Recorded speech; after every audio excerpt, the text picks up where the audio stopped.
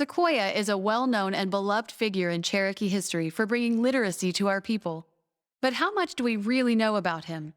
In this Cherokee Almanac, we take a closer look at the portrait behind nearly every present-day image of Sequoyah.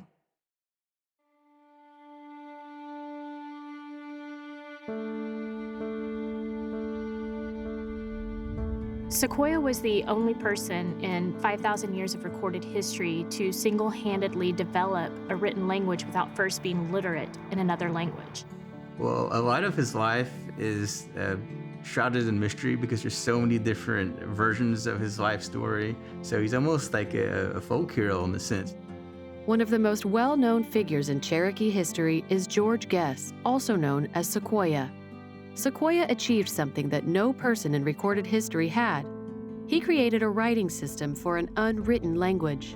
It would come to be known as the Cherokee syllabary. Although he invented the Cherokee writing system, Sequoyah left behind very few written records. We don't know a lot about his early life. He's probably the most famous person in American history about whom so little is known. Sequoyah was a scholar, he was a statesman, he was a soldier, he was so many things. We know Sequoyah he does a lot of different trades. He's involved with his mother's fur trade business. He ends up teaching himself to silversmith, and so he's making gorgets and armlets and rings, out of silver. And then he learns to blacksmith. My friends like to joke I have an obsession with him because as an artist, I do a lot of portraits of him, different takes of his image, and I've done a lot of research on his life because, he intrigues me as a historical figure just because he's such a mystery. He's such a famous Cherokee, but we know so little about him. In keeping with Sequoyah's legacy of mystery, only a few biographical sketches were written by people who actually met or knew him, and historians say even those are lacking in basic details. We know even less about his true physical appearance. Well, the most famous image of him is this portrait where he's holding the tablet up and he's pointing to the writing system on there, and he's wearing the turban with the hunting jacket and the pipe. And so that image came from a portrait that he is said to set for in 1828. During a trip to Washington, D.C. in 1828, Sequoyah sat for the noted portrait painter Charles Bird King at the invitation of Thomas McKenney. Part of a delegation of Cherokees, they went to D.C. again in 1828.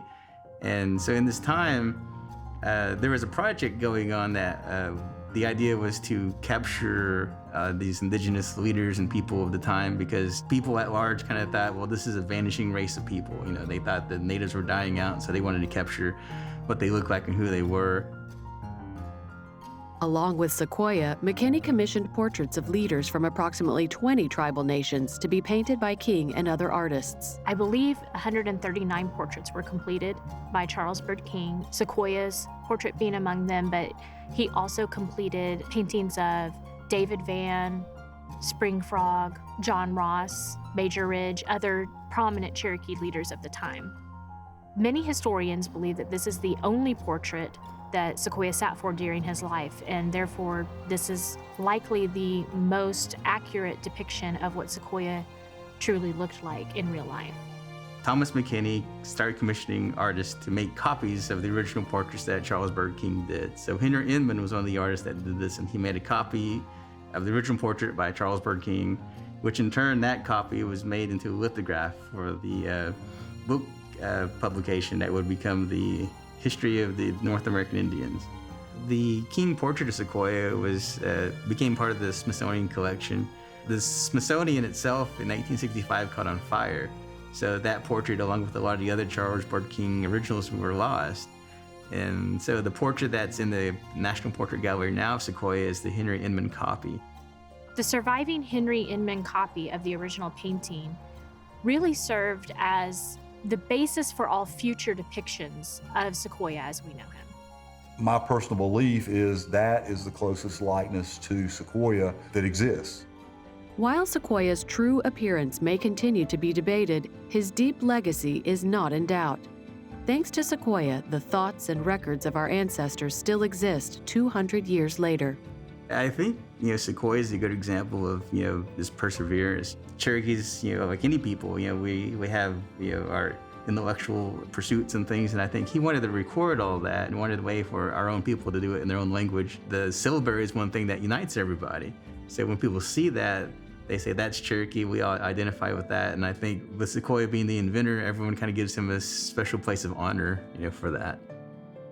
Today, the Inman duplicate of Sequoyah's portrait is exhibited in museums across the nation.